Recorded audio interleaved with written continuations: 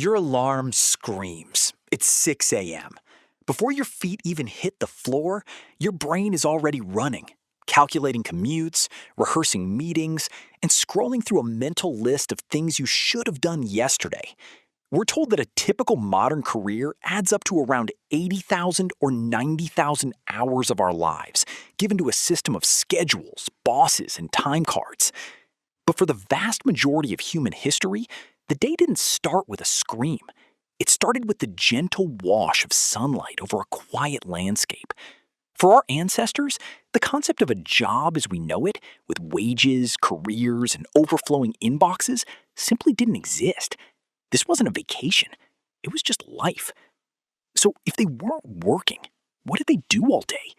The answer is a direct challenge to our modern world.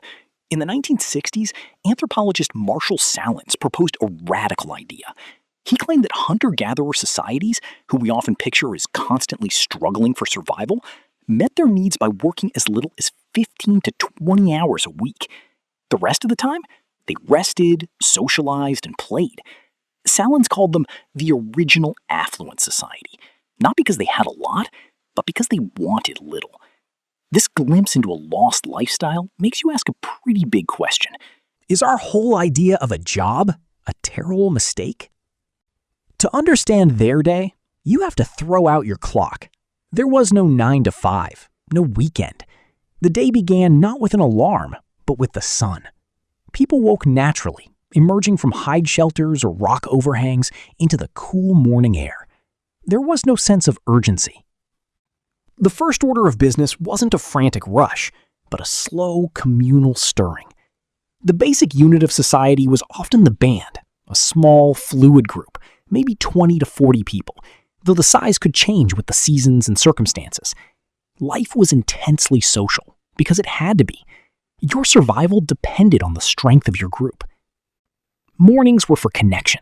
People would gather around the embers of last night's fire, sharing food, talking, and grooming one another. This wasn't just idle chit-chat. It was how things got done. Where's the best place to find nuts today? Has anyone seen tracks from the eland herd? These weren't orders from a boss, but a consensus reached through discussion. This social fabric was everything.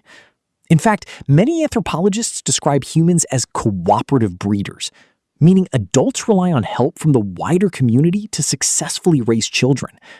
Your social network was your single greatest asset. After the morning's social warm-up, the day's work would begin. In many environments, that work was gathering. Foraging for plant foods, roots, berries, nuts, and leaves was often the most reliable source of calories, the daily bread of the Stone Age. This task was typically, though not exclusively, done by the women of the group. But to picture it as a chore is to miss the point. A gathering trip was a social event, a walk through the landscape with friends and family. It was a mobile classroom where children learned to identify hundreds of plant species. It was a time for conversation and reinforcing social bonds. A woman might walk for several hours, her child in a sling, her encyclopedic knowledge of the environment her most important tool. She and her companions knew which roots were sweetest after a rain, which berries were poisonous, and which leaves had medicinal properties. This wasn't mindless labor. It was a highly skilled activity passed down through generations. They'd return to camp with enough for a day or two, secure in the knowledge that the land would provide again tomorrow. Hunting was the other side of the coin. It was a high-risk, high-reward endeavor, more dramatic and less frequent than gathering. While gathering provided a steady supply of food, a successful hunt brought a massive influx of protein and fat to the group. The toolkit for hunting evolved over time, from simple fire-hardened wooden spears to more complex stone-tipped versions. Later, a game-changing invention appeared, the atlatl, or spear thrower. This simple device used leverage to propel a dart with far more power and over a greater distance, a technological leap some have compared to the invention of the rifle. But technology was only half the story. The real genius of human hunting lay in cooperation and endurance. One of the most remarkable, though likely specialized, human abilities is persistence hunting. It's a technique where hunters, usually in the heat of the day, chase an animal not with speed, but with relentless endurance. Most four-legged animals are faster in a sprint, but can't cool down as effectively. Humans, with our mostly hairless bodies and millions of sweat glands, can shed heat while running. A group of hunters would track an animal like a kudu, forcing it to run again and again, never letting it rest and cool down. Over hours, the animal would eventually collapse from hyperthermia. It was a grueling process that required incredible skill and teamwork. The meat wasn't considered the private property of the hunter. Strong social rules usually required it to be brought back and shared among the group, a system that reinforced the core value of reciprocity. So, how much time did all this take? This is where the story gets even more fascinating. The famous 15 to 20-hour workweek figure comes from studies of modern hunter-gatherer groups, like the Juhwaansi of the Kalahari, where anthropologists recorded the time spent actively getting food in. But this figure has been hotly debated. Critics rightly pointed out that these early studies didn't count all the other things we'd call work. What about processing food, fetching firewood, making tools, or preparing hides? When you add these tasks, some estimates push the total weekly work time closer to 40 hours, a number that sounds much more familiar. But getting stuck on the exact number misses the bigger picture. The fundamental difference wasn't the quantity of work, but its quality and rhythm. There were no schedules. You worked when a task needed doing. If a storm was coming, you might work intensely to fix a shelter. After a big hunt, you might spend days butchering meat, but then take the next few days off entirely. Work was woven into social and family life. You did what was needed, and then you stopped. The goal wasn't endless productivity. It was simply enough. Perhaps the most alien concept to our modern mindset is what happened in the afternoons. After the morning's activities, as the sun hit its peak, the day would often slow to a crawl. In many environments, a long midday rest was common sense. People would nap in the shade, digest, and conserve energy. This wasn't laziness, it was a smart adaptation. This downtime was far from empty. It was when the quiet, essential tasks of life happened. A man might sit for hours patiently chipping at a piece of flint, his mind focused on creating a sharp edge. A woman might prepare hides or weave cordage from plant fibers. This was a time of immense social activity and playfulness. And everywhere, there was conversation. Gossip, jokes, and arguments filled the air. It's an interesting thought. Modern neuroscience talks about the default mode network, the brain state that kicks in when our minds wander, daydream, and make creative connections. It's tempting to think that our ancestors spent a huge part of their waking hours in this creative, connective state, which was a constant source of social bonding and new ideas. This rhythm of life, free from a relentless clock, likely created the space for one of the most profound aspects of our existence to flourish: culture. Our ancestors were not just surviving, they were making meaning. Deep in caves like Chauvet in France, someone crawled through narrow passages with a torch to paint breathtakingly sophisticated images of lions and rhinos some 30,000 years ago. These aren't crude doodles. They show perspective and a sense of movement. That wasn't done on a lunch break. It took skill, planning, and time. Archaeologists have also found bone flutes from over 40,000 years ago, hinting that music filled their world. They crafted intricate beads from shells and teeth, sometimes carrying them hundreds of miles, suggesting trade and a desire for personal adornment. These weren't frivolous hobbies.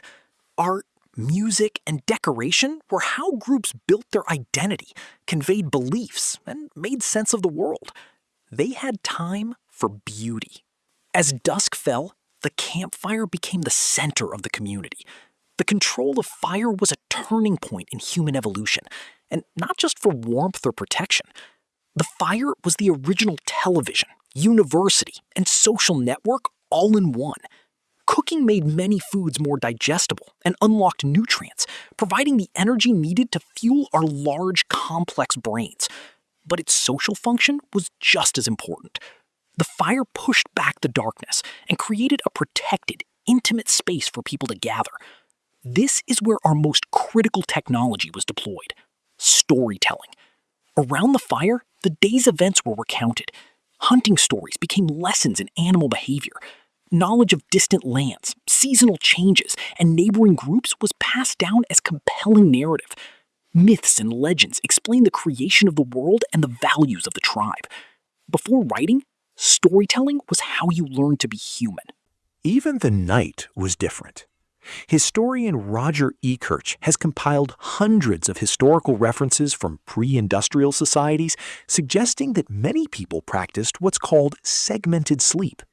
Instead of one solid 8-hour block, the norm may have been to sleep for a few hours after dusk, the first sleep, then wake for a quiet hour or two in the middle of the night before returning for a second sleep until dawn. This period of wakefulness, the watch, wasn't a source of anxiety. It was a time for quiet thought, for intimacy, or for mending a tool by the light of the embers. The pressure to get 8 uninterrupted hours, and the stress that comes when we fail, is a very recent invention, likely born from artificial lighting and the rigid schedules of the Industrial Revolution. While we don't know for sure if this pattern extends deep into the Paleolithic, it's a fascinating look at how our relationship with sleep has changed. We've just walked through a day that is, in many ways, completely alien to our modern experience. A life guided by the sun, not the clock. A life where work and community were inseparable. It makes you wonder, what parts of that life do we still crave? If you enjoy questioning the world we've built, consider subscribing for more explorations like this. And let us know in the comments, if you had a 20-hour work week, what would you actually do with all that time? So let's return to the question. Was the invention of jobs a terrible mistake? Starting around 12,000 years ago in the Fertile Crescent and at different times elsewhere, everything began to change. The invention of agriculture provided a more stable food supply, allowing for larger populations and the birth of villages and cities. But it came at a cost. Farming was relentless work, demanding constant, scheduled labor. For the first time, humans were tied to a piece of land and a rigid timeline. In many regions, the archaeological evidence is stark. Early farmers were often shorter, less healthy, and had worse teeth than their hunter-gatherer ancestors. They worked more, not less. Agriculture created surpluses, but that surplus also created hierarchy. For the first time, some people had more than others, leading to specialized labor, social classes, and eventually the concept of a job. To call it a mistake is too simple. It was an irreversible trade-off. We traded some of our autonomy for security, leisure for accumulation. We gained civilization, but we may have lost something essential along the way. The deep feeling of burnout you get on a Wednesday afternoon, the sense of alienation from your work, the Sunday night anxiety, that isn't a personal failure. It's a profound mismatch. Our bodies and brains are still largely wired for the Paleolithic. We seem to be hardwired for a life of task-based work integrated into a community, a life of intense effort followed by meaningful rest, a life of deep social connection. We are hunter-gatherers, trying to navigate a digital world. This isn't about romanticizing the past. Hunter-gatherer life was not a paradise. It was filled with its own dangers, from injury and infection to periods of scarcity. The point is to understand the source of our modern anxieties, to recognize that our deep human need for rest, for community, for autonomy, and for meaning isn't a bug in our system to be optimized away. It is the oldest, most fundamental feature of who we are. And perhaps listening to that ancient part of ourselves is the most productive thing we could ever do.